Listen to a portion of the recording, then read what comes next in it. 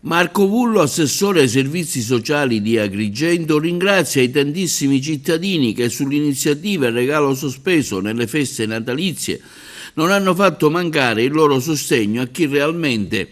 ha avuto bisogno di un segnale, di un'azione concreta al disagio economico, sociale e psicologico che ha riacceso un sorriso a tanti bambini che purtroppo vivono in condizioni di grande sofferenza.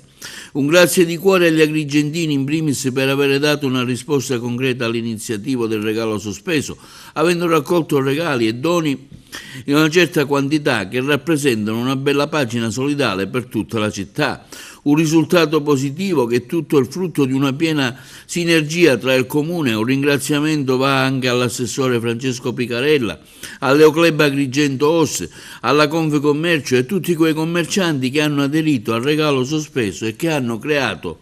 le condizioni per questo atto bello e solidale al fine di regalare un sorriso ai bambini.